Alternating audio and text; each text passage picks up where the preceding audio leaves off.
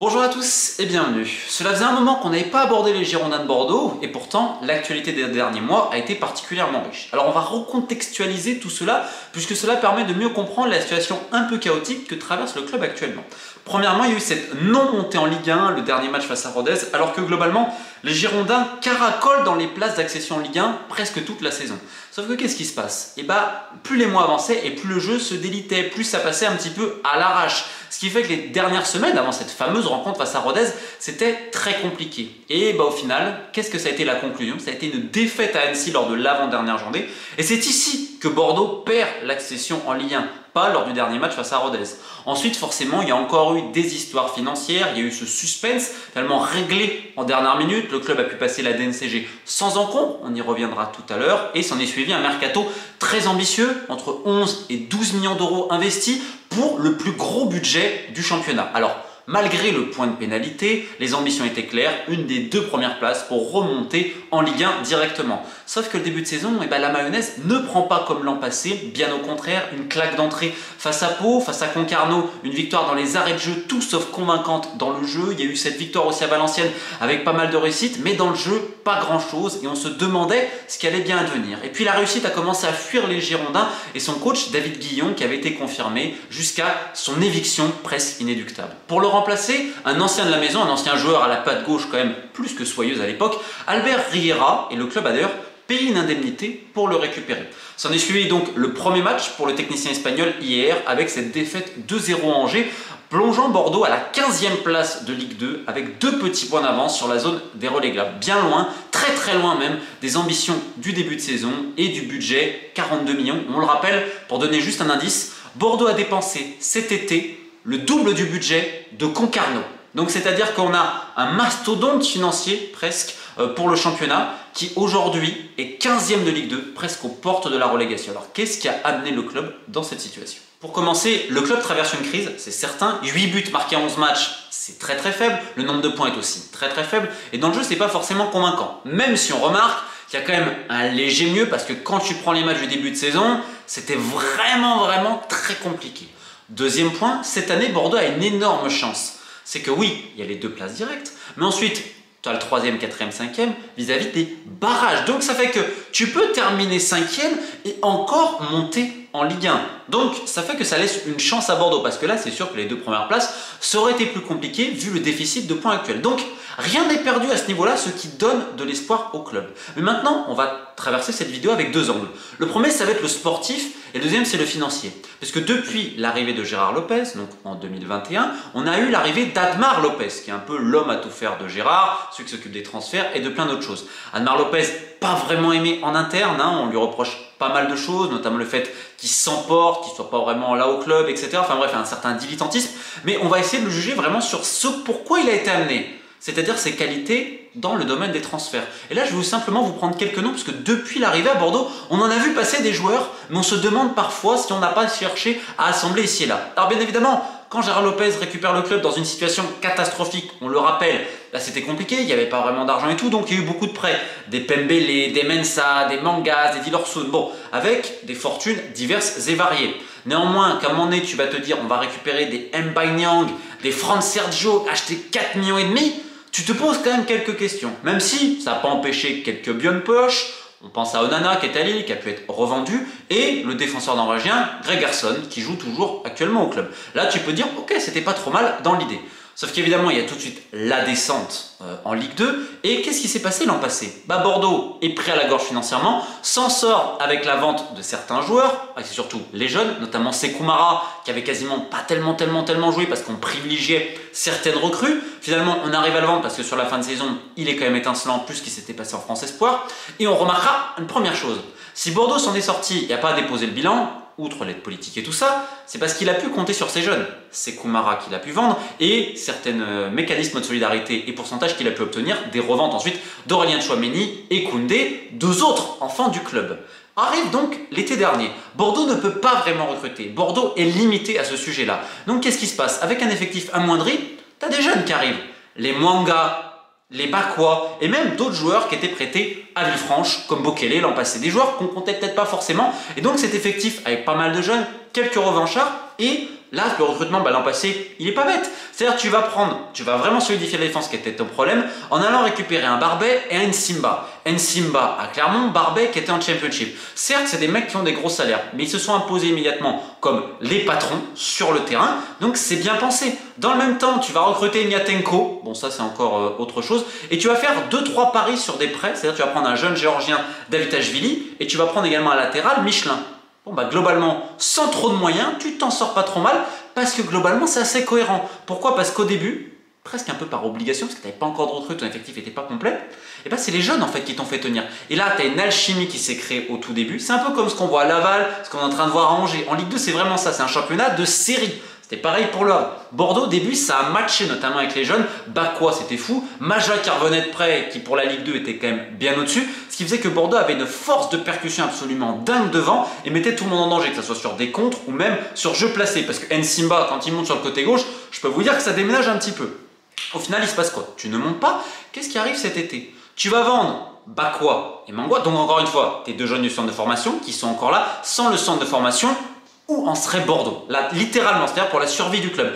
Tu te fais à peu près 20 millions. Alors c'est sûr que tu ne vas pas tout réinvestir et ça, on ne va pas jeter la faute à Gérard Lopez. Le club est en déficit structurel avant qu'il le récupère, mais tu es quand même ambitieux et tout. Boum, tu vas remettre. Et là, je vais vous dire un peu les recrues de cet été. Et là, vous allez me dire un peu ce que vous en pensez. Donc, tu actives l'option du prêt de Badji qui était prêté par Amiens. C'est au moins 3 millions d'euros. Est-ce qu'aujourd'hui, il a le profil pour jouer devant? Sachant que tu récupères aussi Vipotnik, donc de Maribor, pour quasiment 3 millions. Un attaquant, un pur neuf de surface qui a besoin de centre. Or, dans ton équipe, tu n'as pas de véritables ailiers centreurs et tu as seulement un latéral qui est fait pour ça, qui est Nsimba, mais qu'à un moment donné, tu as trop usé, qui s'est blessé et qui est revenu hier. Donc, est-ce que Vipotnik, dans le profil, il est nécessaire à ce prix-là? Ensuite, tu vas récupérer un Espagnol, Diaz, qui pour le coup, techniquement, c'est un super joueur de ballon, milieu central, etc., qui vient de Giron. Enfin, vraiment, pour le coup, plus de 2 millions, tu te dis, ok, bien de pioche. Et là, après, tu vas récupérer plein d'autres joueurs. Des lits volants qui venaient de sortir d'une bonne saison à Guingamp. Tu vas activer les options d'achat pour Michelin, pour le Géorgien Davitashvili. Et tu vas récupérer d'autres joueurs. Tu vas récupérer un Marcelin qui était en perdition à Monaco. Tu vas récupérer un Weisbeck de Sochaux avec un très gros salaire. Et Kasubi, c'était fait depuis un moment, à Niort, un milieu de terrain pour compléter l'effectif. Mais en fait, tu as quasiment 10 ou 11 arrivées. Et tu as l'impression que tu as gardé ton effectif. Mais tu as mis des joueurs ici et là. Alors lui, il a bien marché là. Oh, lui, il a bien marché là. Sans penser à la complémentarité. Complémentarité sur le terrain, complémentarité avec le coach que tu as aussi, parce que forcément, tu as un coach qui a certaines idées, certains principes. Est-ce que les joueurs étaient adaptés à cela? Et dans le même temps, tu n'as jamais pensé à l'aspect mental. C'est-à-dire que cette équipe, c'est assez triste à dire, mais tu n'as pas vraiment de leader. C'est-à-dire que quand tu commences à prendre un but, eh ben, la tête, souvent, elle est basse. On l'a vu hier à Angers et depuis le début de saison, c'est un peu ça. C'est pas une équipe qui a énormément de caractère, c'est une équipe qui manque énormément de punch devant ou Maja, qui quand même, l'an passé, te fait des différences. Il peut peut-être en rater. En Ligue 2, il était quand même au-dessus, n'a absolument pas été remplacé. Donc tu es en manque de punch, tu es en manque de ST, tu es en manque de profondeur aussi et tu as des joueurs qui ne sont peut-être pas adaptés les uns aux autres. Donc forcément, ça pose la question d'Admar Lopez parce que là, encore une fois, c'était pas une faute de moyens. Avec tout cet argent dépensé, et je vais encore redonner ce chiffre, Bordeaux a dépensé cet été le double du budget d'un Concarneau par exemple. C'est-à-dire que plus gros budget de Ligue 2 de très loin, tu dépenses autant d'argent pour avoir un effectif brinque-ballant qui n'est pas complémentaire. Alors oui, tu changes de coach et tu vas remettre un projet en place. Est-ce que déjà ce projet, tu n'aurais pas dû le faire avant parce que les joueurs que tu amènes et l'idée que tu veux d'avoir un football plus offensif, etc., est-ce que ça pouvait se faire justement avec Guillaume? Donc il y a toutes ces questions-là. Mais dans le même temps, tu avais un coach qui plaisait énormément à la direction. Il ne se plaignait pas, il écoutait ce qu'on lui disait. Et vous allez remarquer que toutes les recrues d'Admar Lopez, eh ben, elles jouaient. Les Fran Sergio, les Ignatenko. Et beaucoup s'arrachaient les cheveux en disant mais pourquoi ces mecs-là ont eu autant de temps de jeu? Je rappelle que Fran Sergio à l'époque, c'est le plus gros transfert qu'ils font à 4,5 millions.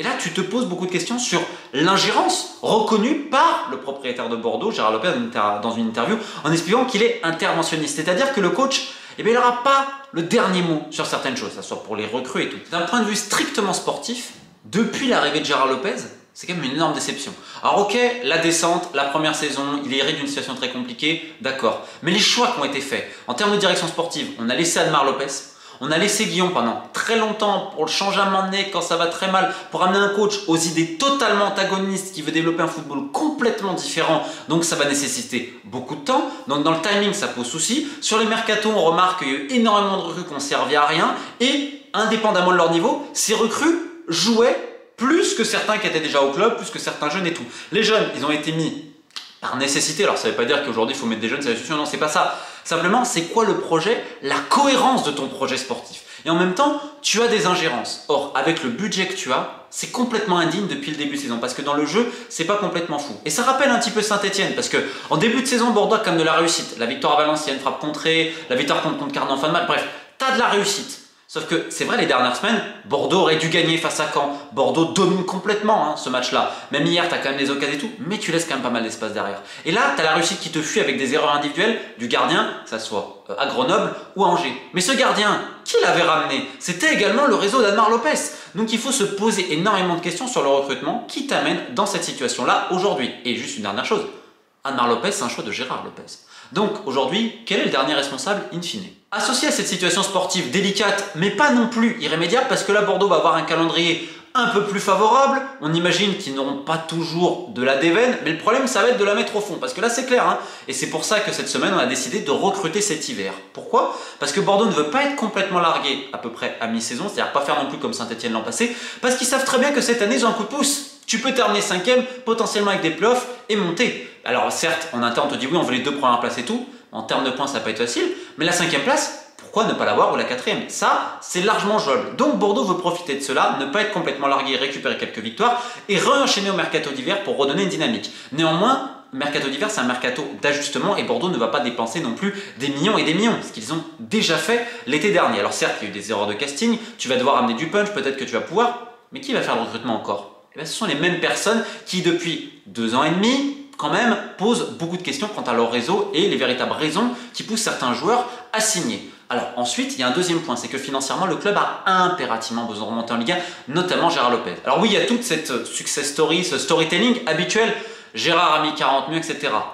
La réalité, c'est que c'est plus compliqué que ça. C'est pas Gérard Lopez a mis 40 millions.